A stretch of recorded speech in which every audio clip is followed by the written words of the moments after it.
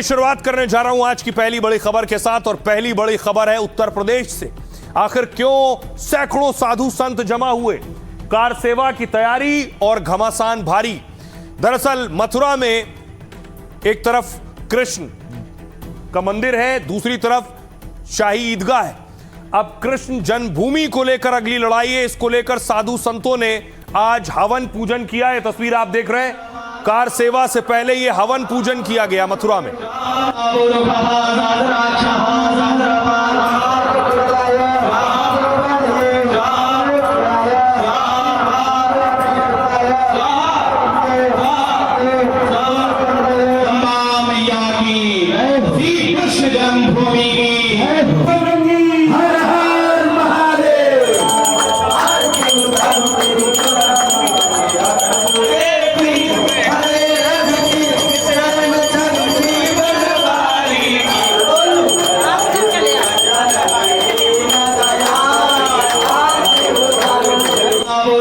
साधु संतों ने हवन करने के बाद देखिए पोस्टर भी लेकर आए थे। लिखा है पोस्टर में, आ रहे हैं भगवाधारी।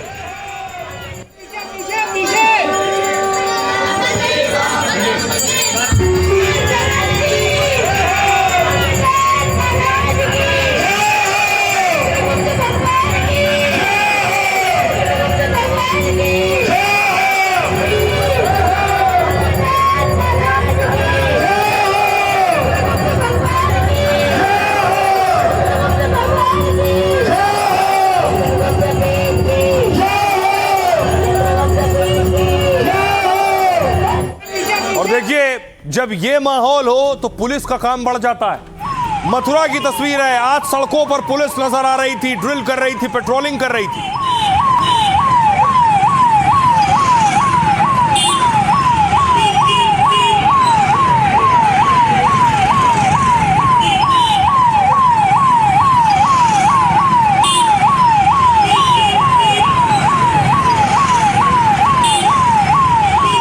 और उसके बाद मथुरा से, जहां साधु संतों का जमावड़ा था, वहां से ऐलान कर दिया गया तारीख का।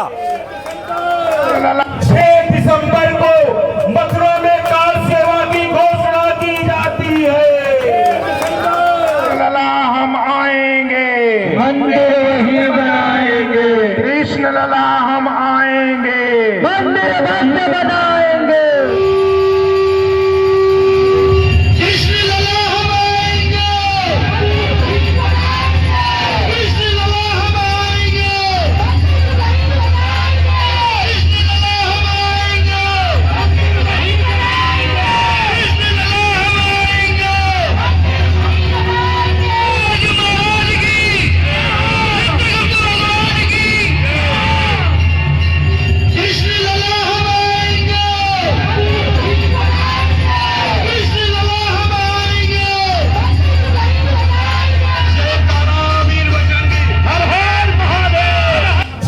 तो 6 दिसंबर को साधु संतों ने कार सेवा की धमकी दी, ऐलान किया। तो दूसरी तरफ एक कार्यकर्ता हिंदू संगठन से जुड़ी, देखिए पहुंच गई, मीरा राठौर ईदगाह पहुंच गई आज ही कार सेवा के लिए।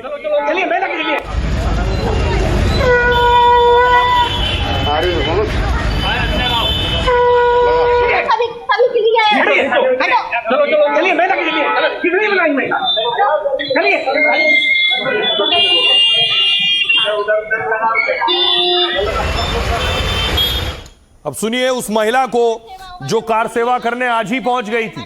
6 दिसंबर की तारीख है। तो एक ने जो आह्वान किया था कि कार सेवा होगा, मैं उसी के लिए आज कार सेवा के लिए आई। हमारे साधु संतों ने आह्वान किया, तो एक मीरा जो पहले विष का प्याला पी गई, उसी के प्रकार से मैं आज वही मीरा फिर आज अवतार ले लिया कि आज हम विष का प्याला भी पीने के लिए तैयार हूँ, अपने कान्हा जी को मुक्त करवाने के लिए तैयार हूँ। चाहे इसके लिए मुझे जेल जाना पड़े, चाहे मुझे गोलियां खानी पड़ी, तो हम गोलियां भी खाने के लिए तैयार रहेंगे, मगर अपने कान्हा जी को आजाद करवा।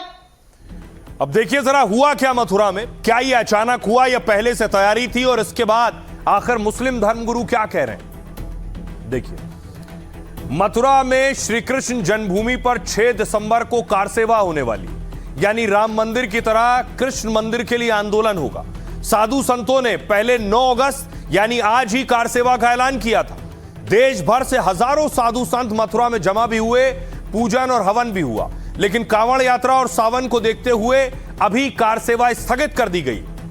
हिंदू पक्ष का कहना है चित्रगुप्त पीठ में मंदिर निर्माण के लिए शिलाओं का हवन पूजन शुरू हो गया है। राजस्थान से लाई गई गुलाबी पत्थर की खास शिलाओं की पूजा की गई और संतों ने नया नारा दिया, कृष्ण लला हम आएंगे, मंदिर वहीं बनाएंगे। चित्रगुप्त पीठाधीश्वर स्वामी सच्चिदानंद और दूसरे संतों ने कार सेवा का ऐलान किया। राष्ट्रपति को ज्ञापन देकर मांग की है कि 1991 का पूजा स्थल एक्ट खत्म किया जाए। श्री कृष्ण जन्मभूमि से संबंधित मामले की फास्ट ट्रैक कोर्ट में सुनवाई हुई। कृष्ण जन्मभूमि पर श्री कृष्ण जी को माखन मिश्री का भोग लगाने की मंजूरी मिले। जन्मभूमि और ईदगाह मस्जिद के ASI सर्वे पर लगी रोक भी हटाई जाए। कार सेवा का मकसद किसी को मारना, विरोध करना या तोड़फोड़ करना नहीं है।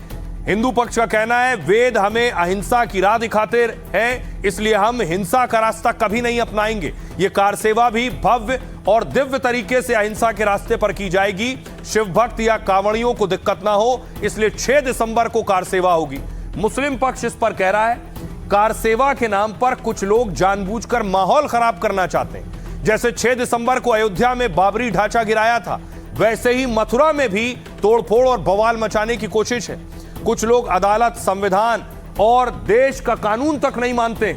जो 1991 का वर्शिप एक्ट का उल्लंघन करते हैं उन्हें गिरफ्तार किया जाए, यह मुस्लिम पक्ष का कहना है।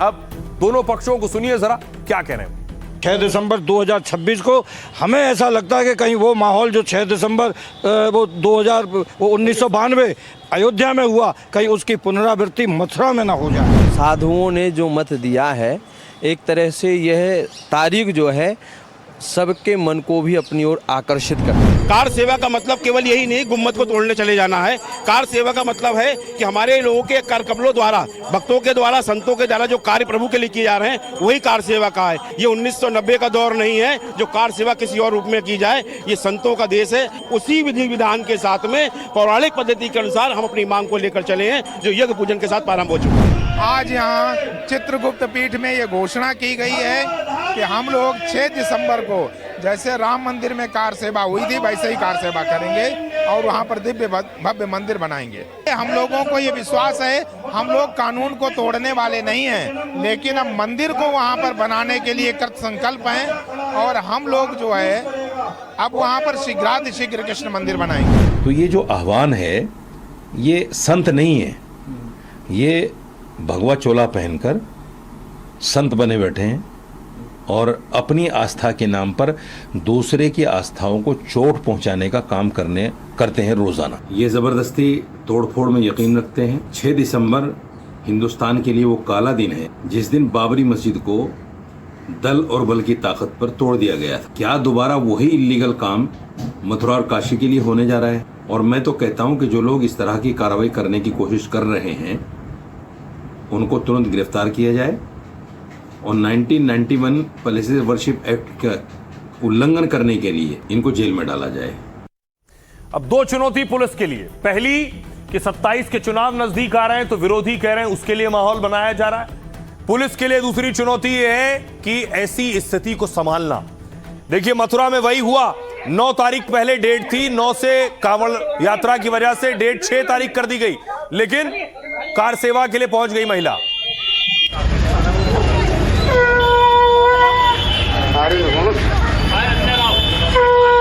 अब देखिए योगी की पुलिस इस पर बहुत सख्त थी क्योंकि उनकी पहली प्राथमिकता है कि लॉ एंड ऑर्डर खराब नहीं होना चाहिए किसी भी कीमत पर। कृष्ण जन्मभूमि पर कार सेवा के ऐलान से योगी की पुलिस अलर्ट पर है। सीआरपीएफ, कोबरा कमांडो और यूपी पुलिस मथुरा में फ्लैग मार्च करती रही। शांति और कानून व्यवस्था न बिगड़े, सीएम योगी ने इसके निर्देश दिए। संतों का कार सेवा के ऐलान से शाही ईदगाह की सुरक्षा पहले ही बढ़ा दी गई। जलाभिषेक के लिए हिंदू संगठनों के कई लोग मस्जिद परिसर में जा रहे थे। हिंदू महासभा की आगरा अध्यक्ष मीरा ठाकुर समेत 4 को हिरासत में लिया गया। चित्रगुप्त पीठ और आसपास के इलाके में भी पुलिस की भारी तैनाती थी। प्रशासन ने कोर्ट का हवाला देकर कहा किसी नई परंपरा को मंजूरी नहीं मिलेगी। 13.37 एकड़ जमीन का विवाद लंबे समय से दरअसल अदालत में चल रहा है। कार सेवा के पोस्टर और तैयारियों को देखते हुए पुलिस पहले से अलर्ट है। 12 प्रमुख संतों और धर्माचार्यों को पुलिस ने रेड कार्ड नोटिस जारी किया। कथावाचक देवकीनंदन ठाकुर, साध्वी रितंबरा, स्वामी सच्चिदानंद को नोटिस दिया गया था। इन्हें संतों को जमा करने या लोगों को भड़काने से बचने को कहा गया था। बाहर से आने वाले संतों और लोगों को समझा बुझाकर वापस भेजा गया है और चेतावनी दी गई है कि कानून व्यवस्था से खिलवाड़ हुआ तो फिर कड़ी कार्रवाई होगी। सोशल मीडिया में भी नजर रखी जा रही है ताकि कोई अफवाह ना फैले। प्रशासन ने अपने स्तर पर यह कार्रवाई की थी। सुनिए जरा क्या कुछ कह रही हैं मीरा ठाकुर और क्या कुछ कह रहे हैं दूसरे धर्मगुरु और पुलिस। इसका प्याला भी पीने के लिए तैयार हूँ, अपने कान्हा जी को मुक्त करवाने के लिए तैयार हूँ। चाहे इसके लिए मुझे जेल जाना पड़े, चाहे मुझे गोलियां खानी पड़ी तो हम गोलियां भी खाने के लिए तैयार रहेंगे, मगर अपने कान्हा जी को आजाद करवा के मानेंगे। नहीं, हमारे जब साधु संतों ने आह्वान किया तो ऐसा कुछ नहीं है। जो हमारी कान्हा जी की जन्मभूमि है तो अपने जन्मभूमि का अधिकार है और हक है, मैं अपने हक को मानेंगे और इसका कोई मतलब नहीं होता है। अरे जब कोर्ट में चल जाए तो दो दिन के लिए वो सभी के लिए है ना। प्रकरण माननीय उच्च न्यायालय, उच्चतम न्यायालय की निगरानी में उनके निर्देशों के अनुसार से सुरक्षा व्यवस्था यहाँ पे मजबूत है और सभी संगठनों को इस आदेश और निर्देशों से, माननीय न्यायालय के आदेशों निर्देशों से अवगत भी करा दिया गया है। सभी लोग हमारे संपर्क में हैं और सभी लोगों ने माननीय उच्चतम न्यायालय और उच्च न्यायालय के निर्देशों के पालन की आश्वासन भी दिया है। हिरासत में किसी को भी नहीं लिया गया है और जो भी लोग अनभिज्ञता से या किसी जानकारी के अभाव में इधर की तरफ आने की चेष्टा या प्रयास कर रहे हैं तो उनको अवगत करा के उनको वापस किया जा रहा है। तो आप सुन रहे थे पुलिस को। खबरों में आगे बढ़ते हैं। अब आपको बंगाल लिए चलता हूं। बंगाल से बहुत बड़ी खबर आई है। ममता बनर्जी पर हमला हो गया। किसने किया हमला? बंगाल में पहले ये सरकार बदलते ही आम हो गया था कुछ इस तरह से। ममता बनर्जी के भतीजे अभिषेक बनर्जी हो, ममता बनर्जी के दूसरे नेता हो, किसी पर अंडे चल रहा है, किसी पर पत्थर चल रहे थे, ये हालत थी।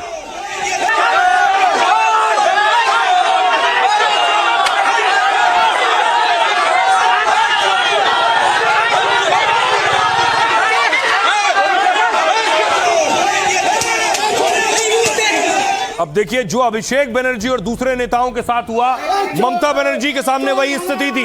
ममता बनर्जी देखिए आज पहुंची थी उत्तर 24 परगना, दक्षिण 24 परगना।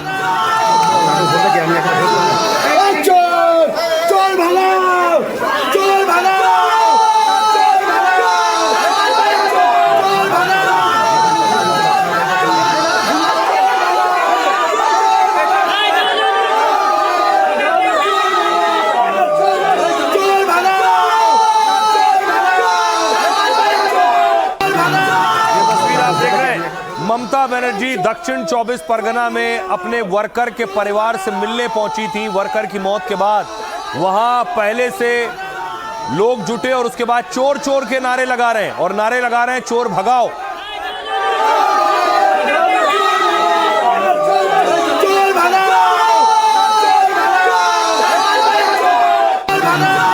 और उसके बाद देखिए जरा ममता बनर्जी की गाड़ी पर अटैक हुआ।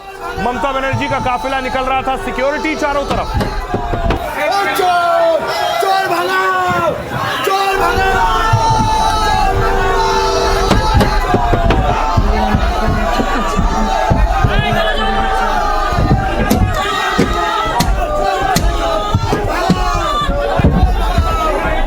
তুই লোকেশনটা দেখতে পাচ্ছিস?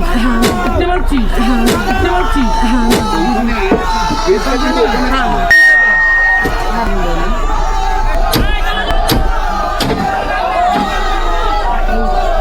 ये जो तस्वीर देख रहे हैं, इस गाड़ी में ममता बनर्जी ड्राइवर के बगल वाली सीट में बैठी हुई हैं।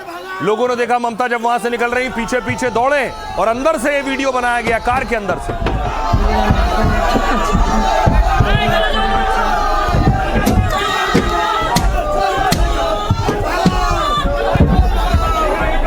তুই লোকেশনটা দেখতে পাচ্ছিস? দেখতে পাচ্ছিস? দেখতে পাচ্ছিস?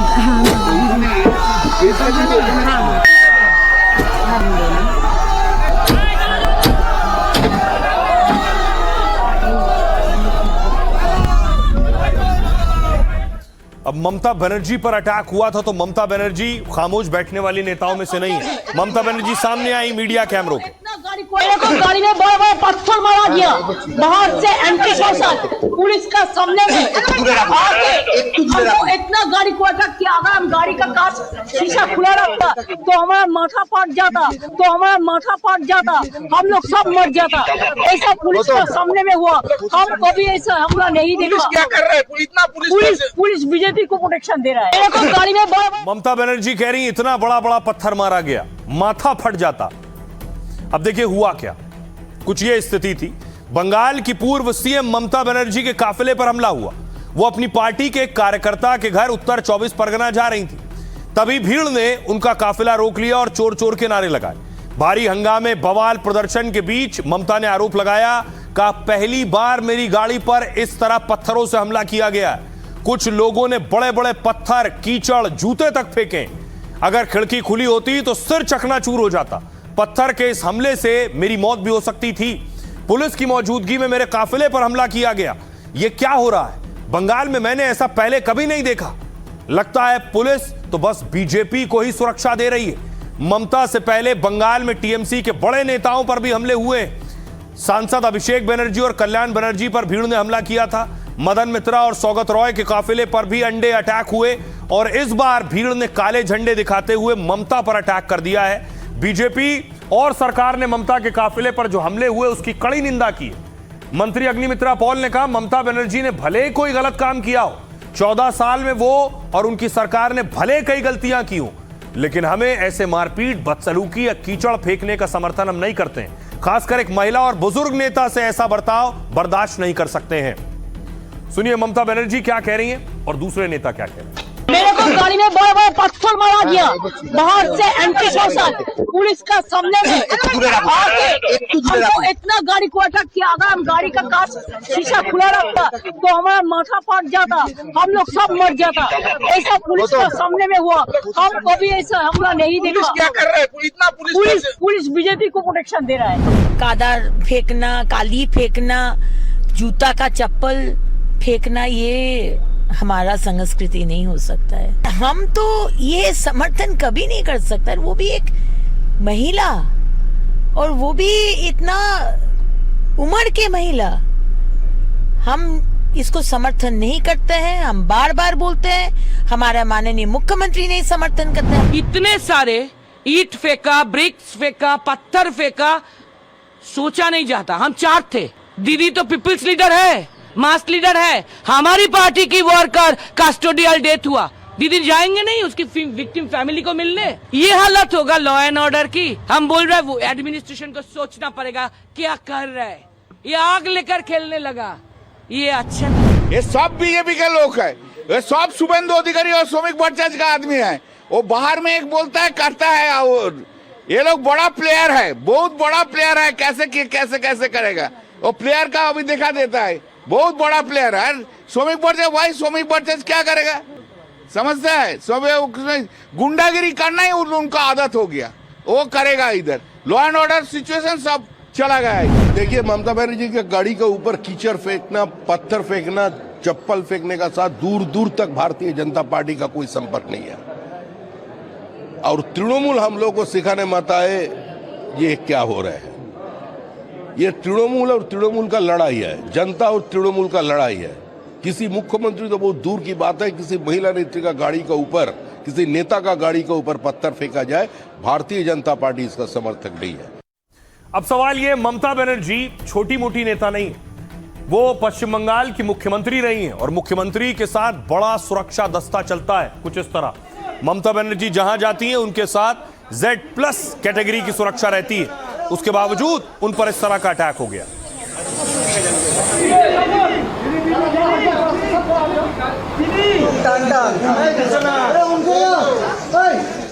आइए आपको बताऊं कि कैसा है ममता बनर्जी का सुरक्षा दस्ता।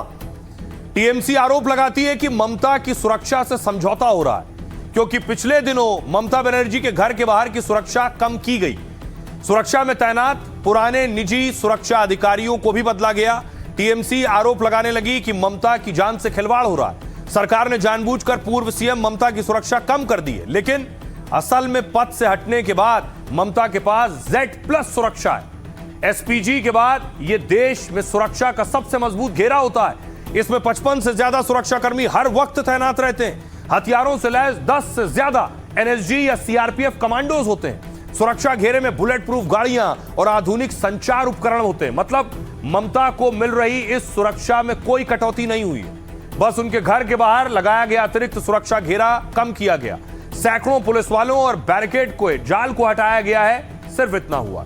अब इस पर सियासत हो रही है कि ममता पर यह अटैक कैसे हुआ। सुनिए सियासतदान। देखिए, कल रात जो हुआ था वो अनफॉर्चुनेट है। पूरा जो इतना senior politician, 7 times MP, 4 times central minister, 2 times railway minister, 3 times chief minister, अगर कुछ चेंज हो सिक्योरिटी में तो उनका एक कार्टसी कॉल करके बोलना चाहिए। तो वो तो नहीं किया गवर्नमेंट ने, जो हुआ अनफॉर्चुनेट, लेकिन उसके बारे में और कुछ नहीं कहूँ। सिक्योरिटी विड्रॉ करने के संबंध में इस तरह की कुछ बात हुई तो हमारा यहाँ पर यह कहना है कि जेड प्लस कैटेगरी सिक्योरिटी जो प्रोवाइड करी गई है हमारे यहाँ पर माननीय सांसद जी को और माननीय ममता बनर्जी साहिबा को, तो उसमें जो Z plus security category provide करी गई उसमें येलो बुक में खूब साफ साफ लिखा है कि जेड प्लस कैटेगरी के लिए क्या क्या हम लोग को फोर्स डिप्लॉयमेंट करना चाहिए। We are deploying the force according to the prescription that has been given in the yellow book for the Z plus category protective. हाँ, उनके ऊपर कुछ और जो एक्स्ट्रा डिप्लॉयमेंट था उसको विड्रा किया गया है and that we are using for law and order. So in a nutshell there has been no withdrawal of any security. Security is as per the protocol as given in the yellow book. UP और पश्चिम बंगाल के बाद अब आपको लिए चलता हूं झारखंड। आजकल देश की सबसे बड़ी खबर और मुद्दा झारखंड से ही बना है। झारखंड में रांची में देखिए, छात्र आज भी प्रदर्शन कर रहे हैं।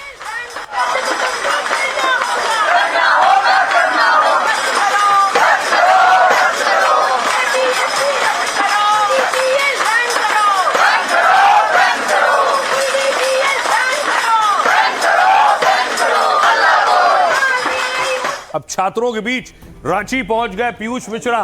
प्रदर्शन में छात्रों के साथ बैठे थे और गुनगुना रहे थे।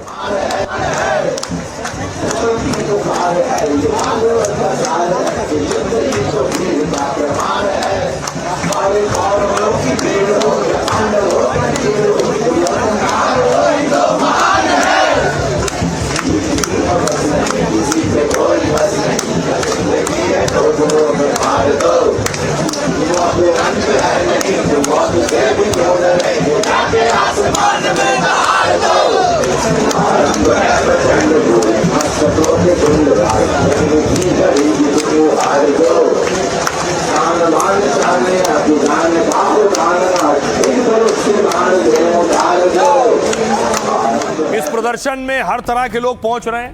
एक छात्र राहुल गांधी का पोस्टर लेकर पहुंचा कि राहुल जी क्यों नहीं आए। और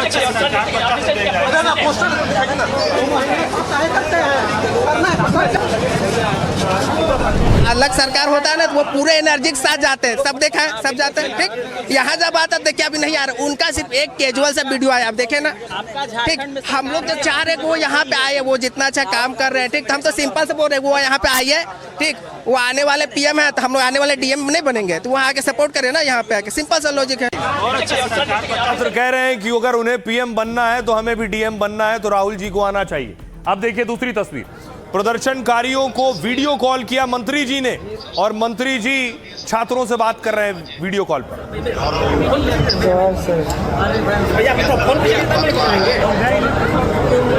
अच्छा सब सबसे बात कर रहे हैं, जल्दी समाधान हो जीते आज। अच्छा अच्छा, तबीयत कैसा है? थोड़ा सा कमजोरी है, रखिए। ठीक है, सब लोग हम लोग बैठे हैं, ठीक है। डेलीगेट।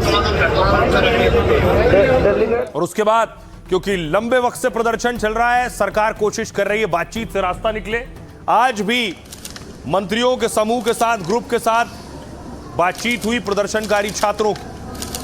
अब सवाल यह है कि ये प्रदर्शन कब खत्म होगा, क्योंकि सरकार के लिए ये गले की फांस बन गई है। रास्ता कैसे निकलेगा? अब देखिए क्या हो रहा है। जेपीएससी की परीक्षा रद्द करने की मांग सरकार ने मान ली है। इसके अलावा जेपीएससी के 3 सदस्यों ने इस्तीफा भी दे दिया है। परीक्षा धांधली के वित्तीय लेन देन की जांच ईडी से कराई जाएगी। टीडीपीएल एजेंसी ने जो परीक्षाएं कराई हैं उनकी जांच होगी। जेपीएससी और जेएसएससी सुधार के लिए आईएम सेंट जेवियर की मदद ली जाएगी। खुले मन से सरकार छात्रों की बात सुन रही है। सरकार का कहना है हमने चोरी पकड़ ली है, छात्रों को न्याय जरूर मिलेगा।